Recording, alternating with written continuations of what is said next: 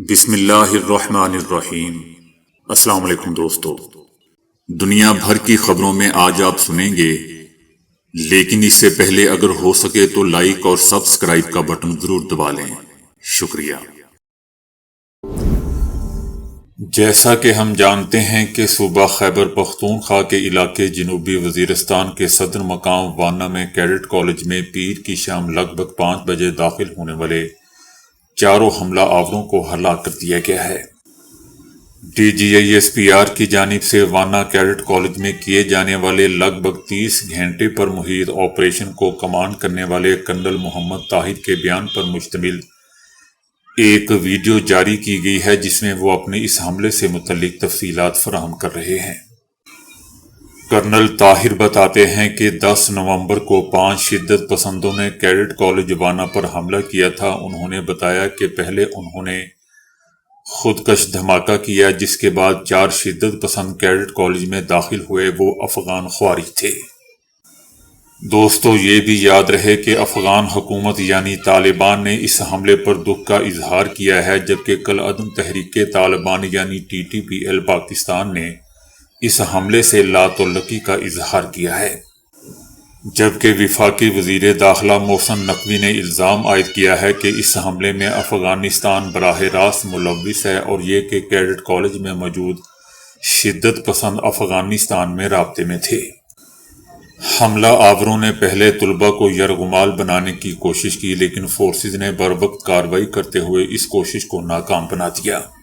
Colonel Tahir کا کہنا ہے کہ حملہ آوروں کو ایک مخصوص بلاک تک محدود کیا گیا اور پھر گزشتہ رات یعنی منگل کو 10 بجے کے قریب ایک بھرپور آپریشن کیا گیا، جس میں تمام 4 حملہ آوروں کو مار دیا گیا، ہلاک کر دیا گیا۔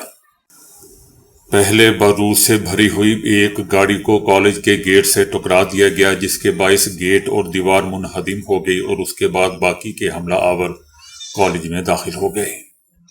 اس آپریشن کے دوران دوستو 500 سے زائد طلبہ کو بازیاب کروایا گیا۔ ڈسٹرکٹ ہیڈ کوارٹر ہاسپٹل وانا کے ایک ڈاکٹر کا کہنا تھا کہ حملے کے ابتدائی روز کچھ بچے زخمی حالت میں لائے گئے تھے، تاہم مقامی پولیس کا کہنا ہے کہ اس آپریشن میں کوئی جانی نقصان نہیں ہوا، سوائے 4 حملہ آوروں کے ہلاک ہونے کے۔ پاکستانی فوج نے دوستو قوم کو ایک بڑے نقصان سے بچا لیا۔ یہ اے پی ایس حملے میں 10 گنا بڑا واقعہ ہو سکتا تھا۔ یہ ایک بہت ہی حساس آپریشن تھا، جس میں طلبہ کی جانیں بچائی گئیں اور تخریب کاروں کو ناکامی کا منہ دیکھنا پڑا۔ روایتی جنگ کے بعد دوستو پاکستان کو پراکسی وار میں بھی کامیابی مل رہی ہے۔ مقامی لوگوں کا کہنا ہے کہ اتنی شدت کا دھماکہ ہم نے کبھی نہیں سنا، اس سے ہمارے مکانوں کی دیواروں میں دراڑیں پڑ گئیں، کھڑکیوں کے شیشے ٹوٹ گئے اور آس پاس کے علاقے میں بیشتر مکانات کی یہی حالت تھی۔ اس کیڈٹ کالج کے قریب ایک گرلز اور ایک بوائز کالج بھی واقع ہے، جبکہ اس کے مغرب میں آرمی کالونی ہے۔ اس علاقے کے قریب ایک ہاسپٹل اور چند فرلانگ کے فاصلے پر پولیس لائن اور دیگر سرکاری ادارے ہیں، جہاں چیک پوسٹ پر اہلکار بھی تعینات رہتے ہیں۔ وانا بنیادی طور پر دوستو وزیر قوم کا علاقہ ہے، جبکہ اس کے ساتھ یہاں محسود قبیلے کے لوگ بھی آباد ہیں۔ وانا کیڈٹ کالج میں کیے جانے والے لگ بھگ 30 گھنٹے پر محیط آپریشن کو کمانڈ کرنے والے کرنل محمد طاہر کا کہنا ہے کہ آپریشن مکمل ہو چکا ہے اور چالوں حملہ آوروں کو ہلاک کر دیا گیا ہے۔ 10 نومبر کی شام دہلی کے لال قلعہ میٹرو اسٹیشن کے قریب دوستو کار بم دھماکے میں کئی افراد مارے گئے تھے اور متعدد زخمی ہوئے تھے، اور اس واقعے سے قبل انڈیا کے زیر انتظام کشمیر کی پولیس نے ہریانہ اور اتر پردیش میں کئی لوگوں کو گرفتار کیا تھا، جبکہ گرفتار ہونے والوں میں 3 ڈاکٹر بھی شامل تھے۔ تاہم پولیس نے یہ واضح نہیں کیا کہ آیا ان گرفتاریوں کا دہلی کار بم دھماکے سے کوئی تعلق ہے یا نہیں۔ دہلی واقعے کی تحقیقات اب انڈیا کے نیشنل انویسٹیگیشن ایجنسی یعنی NIA کو سونپ دی گئی ہے۔ اگرچہ تفتیش کا عمل جاری ہے، تاہم اس واقعے سے پہلے اور اس کے بعد بھی انڈیا کے زیر انتظام کشمیر کی پولیس کی کچھ کارروائیاں بھی جاری ہیں۔ کشمیر پولیس کی ایک ٹیم نے فرید آباد سے گرفتار کیے گئے ایک ملزم سے متعلق ان افراد سے تفتیش کی ہے جو ان کے ساتھ کام کرتے تھے۔ الفلاح یونیورسٹی اور فرید آباد کے کئی دیگر علاقوں میں لگ بھگ 800 پولیس اہلکار سرچ آپریشن میں مصروف ہیں اور رہائشیوں سے دہلی واقعے سے پہلے یعنی 10 نومبر کو کشمیر پولیس نے اس آپریشن کے دوران 7 افراد کو گرفتار کرنے کا دعویٰ کرتے ہوئے کہا تھا کہ ان افراد کا تعلق کالعدم شدت پسند تنظیموں سے ہے، لیکن حراست میں لیے جانے والے ان ملزمان کے اہل خانہ ان گرفتاریوں پر سوالات اٹھا رہے ہیں۔ ان افراد میں 3 ڈاکٹرز یعنی ڈاکٹر عادل، ڈاکٹر مزمل شکیل اور ڈاکٹر شہین سعید بھی شامل ہیں، اور سیکیورٹی ایجنسیاں اس بات کی تحقیقات کر رہی ہیں کہ آیا گرفتار ڈاکٹرز کے درمیان کوئی نیٹ ورک لنک ہے یا نہیں۔ انڈین حکومت کی جانب سے جنوبی کشمیر کے علاقے پلوامہ سے تعلق رکھنے والے ڈاکٹر عمر نبی کو دہلی کے لال قلعہ میٹرو اسٹیشن کے قریب ہونے والے واقعے کا مرکزی ملزم قرار دیا جا رہا ہے۔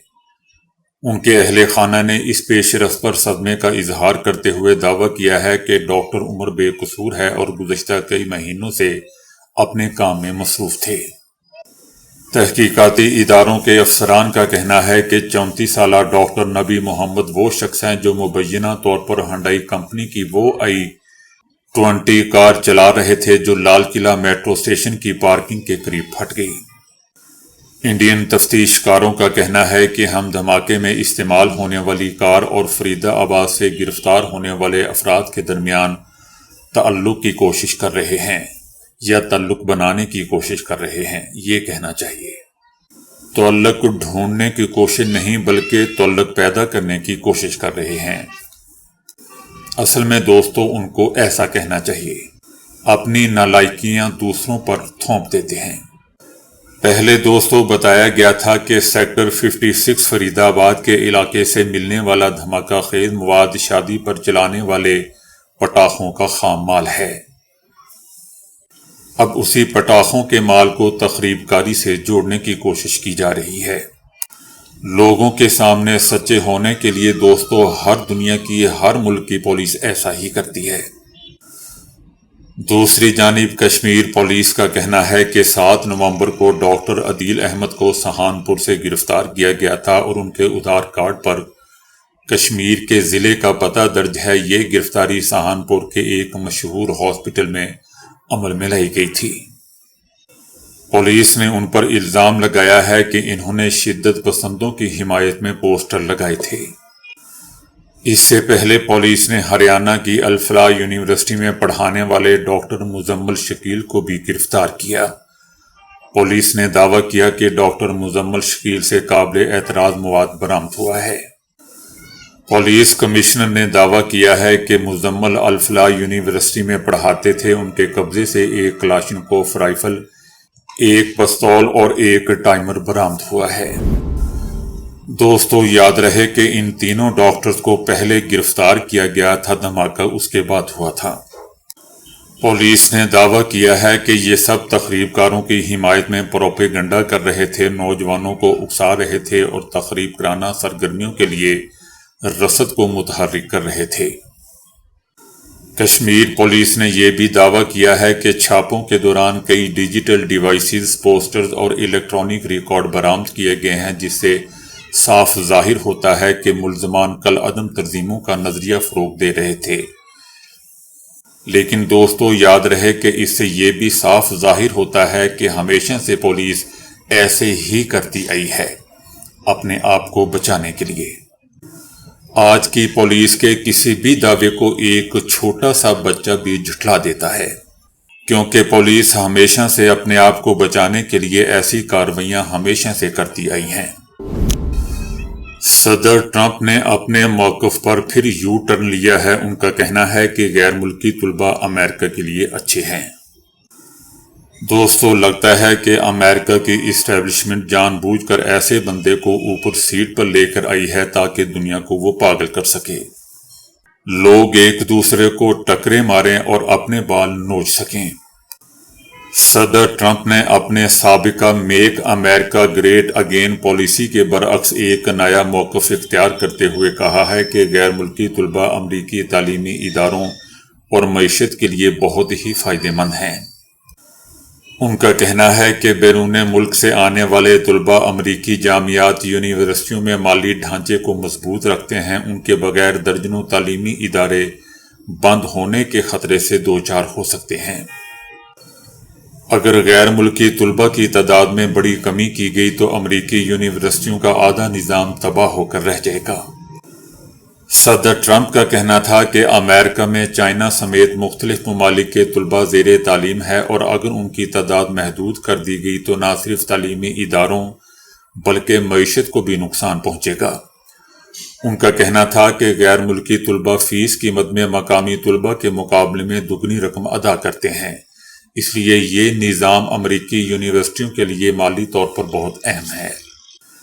یاد رہے دوستو کہ صدر ٹرمپ کا یہ نیا موقف ان کی موجودہ حکومت کی پالیسیوں سے متضاد ہے۔ اس سال جنوری میں دوسری مدت صدارت سنبھالنے کے بعد ان کی انتظامیہ نے ہزاروں غیر ملکی طلباء کے ویزے منسوخ کیے تھے، متعدد طلباء کو گرفتار بھی کیا تھا۔ اس کے علاوہ ویزا درخواستوں کے تقاضے مزید سخت کر دیے گئے تھے۔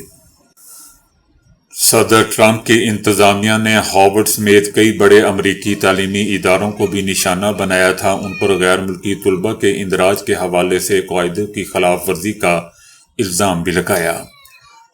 ہارورڈ یونیورسٹی نے حکومت کے اس اقدام کے خلاف عدالت سے رجوع کیا تھا، جس کے بعد عدالت نے صدر ٹرمپ کی انتظامیہ کو غیر ملکی طلباء پر پابندی عائد کرنے سے روک دیا تھا۔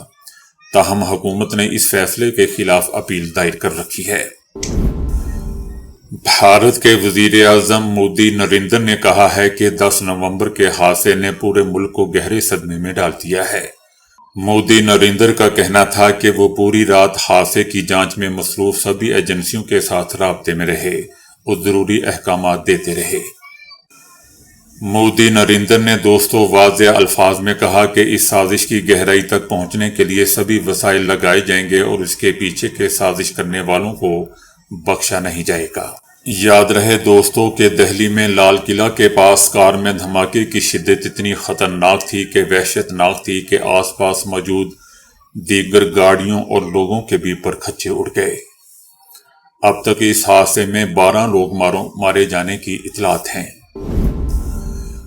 وزیر دفاع خواجہ آصف نے کہا ہے کہ پاکستان تخریب کاری کے حالیہ واقعات کے بعد افغانستان میں بھی کارروائی کر سکتا ہے۔ وزیر دفاع کا کہنا تھا کہ ہم جارحیت کا وار خالی نہیں جانے دیں گے، بھرپور جواب دیں گے۔ ان کا کہنا تھا کہ افغان طالبان کی مذمت یا افسوس کا اظہار سچائی کا ثبوت نہیں ہو سکتا۔ افغان طالبان کی پناہ میں رہنے والے لوگ بارہا ہم پر حملہ کر رہے ہیں۔ وزیر دفاع نے بھارت کے حوالے سے بات کرتے ہوئے کہا کہ بھارت سے متعلق ہم حالیہ جنگ سے ہی ہائی الرٹ پر ہیں۔ ان کا کہنا تھا کہ بھارت افغانستان کے راستے جارحیت کر رہا ہے۔ کسی کو غلط فہمی نہیں ہونی چاہیے کہ ہمارے ہمسائے کا دشمنی والا رویہ سامنے آ چکا ہے۔ وزیر دفاع کا مزید کہنا تھا کہ دوست ممالک کوئی دعویٰ کرنا چاہتے ہیں تو ضرور کریں۔ افغان طالبان کی زبانی باتوں پر افغانستان میں کوئی بھروسہ نہیں کرتا تو ہم کیسے کر لیں؟ ثالثوں کے ذہن میں بھی کوئی ابہام نہیں ہے کہ اس کے پیچھے بھارت نہیں ہے۔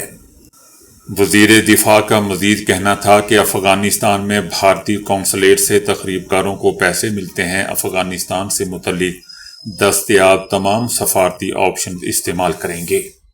تو دوستو ابھی کے لیے اتنا ہی۔ ویڈیو کو لائک اور شیئر کرنے کا بہت بہت شکریہ۔